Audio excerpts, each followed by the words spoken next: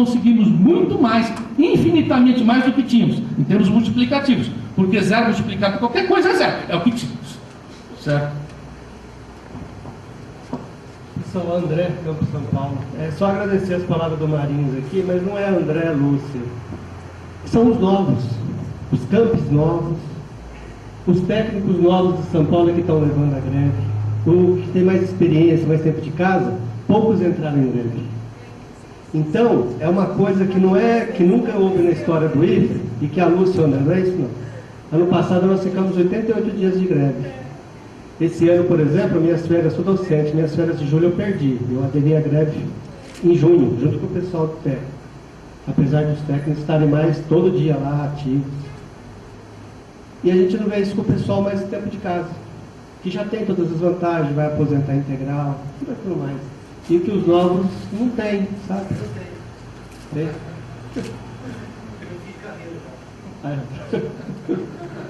Então é isso, é só agradecer. Só não é agradecer o pessoal aí, os novos, os técnicos, os docentes, o pessoal do interior que está vindo.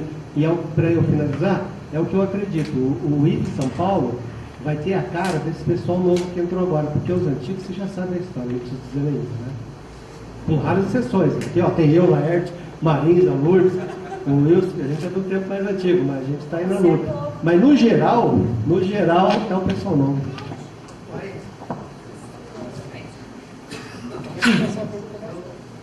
Quer fazer análise de conjuntura? Sim.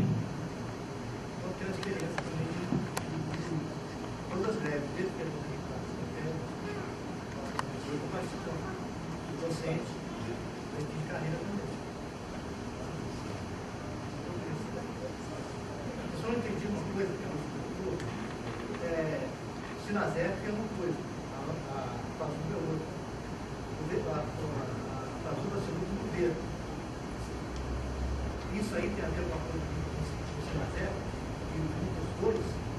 Por ela ter assinado, vai clicar no Sinazé. O Sinazé, se plantar os pés dos pés, com nossa carreira diferente, mesmo que seja em comparação ao salário e tal. Mas nós somos diferenciados, somos tecnológica. Se continuasse vivo, o Brasil não conseguiria diferenciar. O que acontece é o seguinte, né? Vamos olhar pelo lado lógico, né? O caso dos administrativos é que a carreira dos administrativos, em todos os detalhes, certo? Além da estrutura, né? dos níveis, né? Mas os direitos de capacitação, tudo na carreira é idêntico para os administrativos das universidades que estão filiados à FASUBRA e para os administrativos dos IFES que normalmente estão filiados ao Sinazé.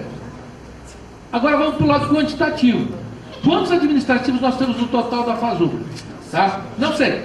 Vou chutar aqui 150 mil. Errei de longe. 117 mil.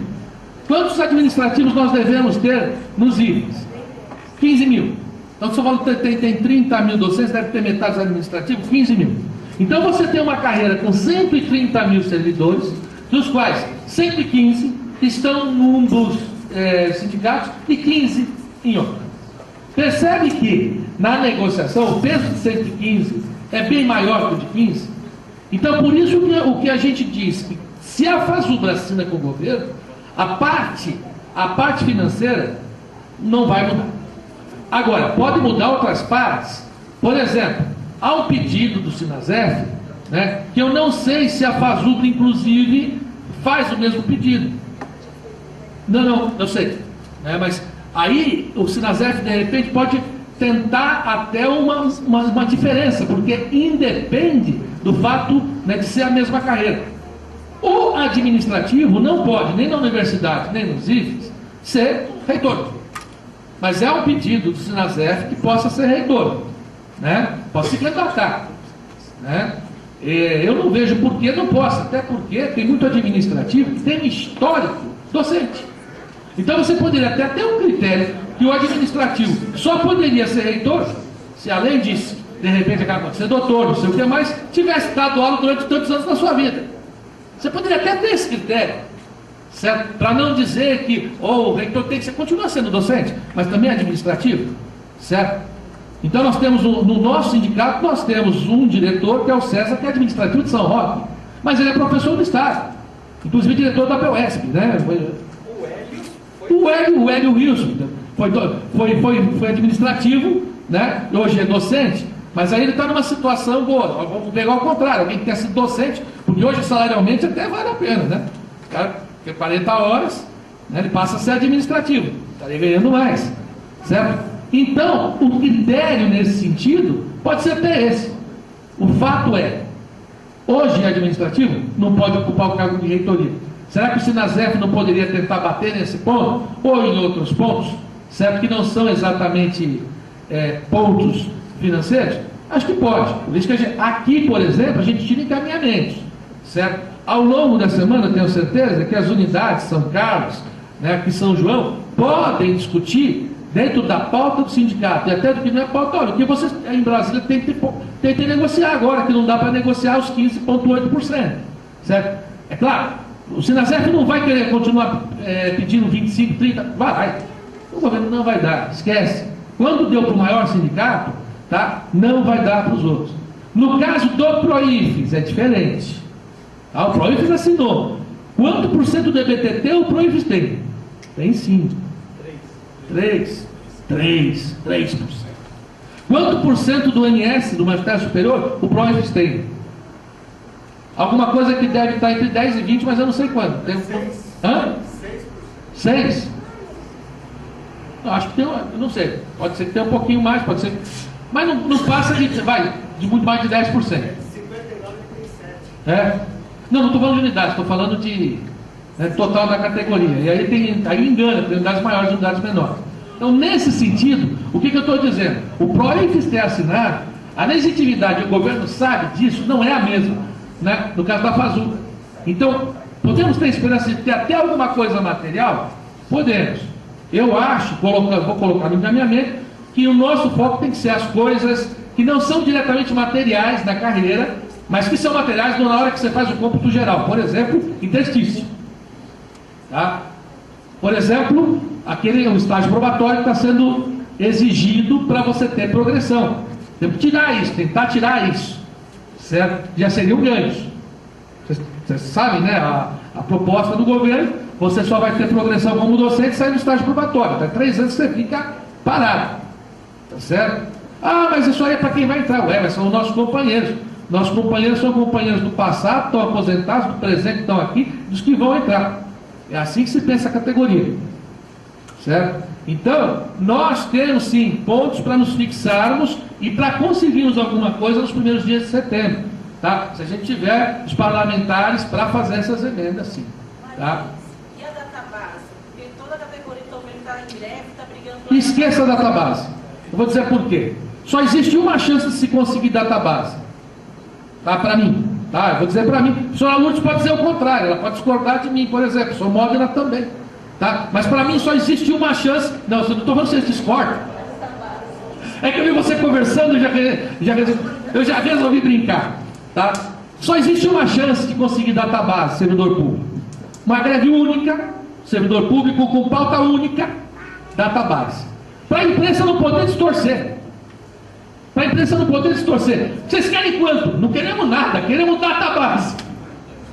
Para cada categoria poder discutir. E enquanto os sindicatos não se entenderem e fizeram uma grande greve geral do sindicalismo público pedindo a database, e aí pode ter. Já te passo, Lourdes. Eu provoquei para você falar, você veio para falar. Sindicatos federais, estaduais, municipais, para todo o país. É greve geral do funcionário público, database, aí eu vejo chance. Uma categoria, ainda mais a categoria da educação, conseguir no estertor da greve, quando outros sindicatos assinaram a database, isso é impossível. Tá? Senhor Lourdes, faço questão da sua contribuição por isso.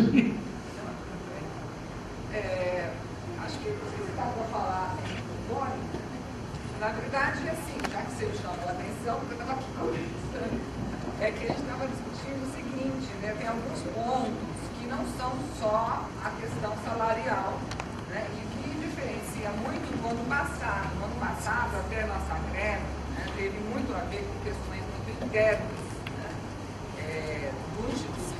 nacional. E eu acho que essas questões internas, elas têm procedência até para uma discussão nessa questão nacional hoje, porque eu vejo que quando agora a ANDES e as universidades estão nesse movimento forte, nós temos condições de pressionar junto com eles a questão da carreira, né? Essa questão, inclusive, de como o ensino superior está sendo criado em termos federais, duas categorias diferentes de professores do ensino superior, né? Uma que é das universidades federais e outra que é dos institutos federais. Então, eu não sei se isso está sendo discutido, né, de uma maneira efetiva, porque isso até foi feito uma crítica, eu vi algumas análises, né, nos jornais, a questão de que são duas categorias, mas na verdade é uma só, né? E no nosso instituto a gente está já se acostumando a trabalhar com uma quantidade de 20, 22 aulas no ensino superior, né? E quando o governo acenou de aumentar a carga horária dos professores docentes das universidades federais, eles não aceitaram aumentar, de forma alguma, né? Então, isso eu acho que é muito importante, talvez mais importante do que a questão, né, das porcentagens, porque isso vai definir o que é o modelo Instituto Federal, que no meu entendimento está caminhando um modelo ou colegialzão ou um modelo de segunda classe de ensino superior, tá? E aí as questões de condições de trabalho, tanto de docentes quanto de administrativos, né, que está aí nessa discussão, justamente não é só uma questão salarial, é uma questão de que tipo de modelo que a gente está ajudando a construir dentro do Instituto, né? Porque eu acho que para eles está muito claro para eles querem algumas universidades e dentro dessas universidades alguns centros de excelência de ensino, pesquisa e extensão, né? E aí outras com um pouco menos de aulas e outras com muitas aulas e muita falta de infraestrutura, né? E que sejam de outra categoria, né? Então eu não sei se isso está sendo colocado, eu acho que é complicado a gente começar a pensar em sair de uma greve, que essas questões não foram explicitadas. Qual é o modelo do instituto? Eu acho que enquanto não explicitar isso para todo mundo, fica difícil, a gente fica pensando que a gente está conquistando 10%, 15%, seja lá 40%, 3 anos, mas a gente está indo com um rumo aí, né, meio complicado, tá? E acho que você colocou, né, da questão dos auxílios indiretos também, né, que não são interessantes, a questão de saúde, né, tudo bem, né, você falou que a gente não tem outras coisas também. Então eu acho que, será que não seria o caso de a ANDES e o SINASEF realizarem um debate sobre que modelo é esse do Instituto Federal, né? Porque eu acho que passa sim por uma gestão local, que pense isso, mas eu acho que tem um modelo aí que está sendo gestado, né?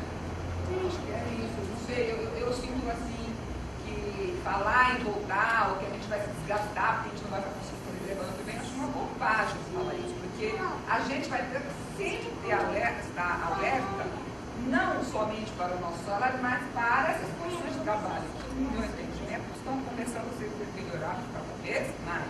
Já formar uma forma, um tipo de modelo aí que eu acho que é visto por eles, não sei, de uma forma diferente que é o das universidades. E nós trabalhamos com isso, nós trabalhamos com todos os segmentos que dá para a gente uma responsabilidade mesmo, não é só para o professor, dá a todos, né? Todos os jeitos. Você vai falar, Mauro?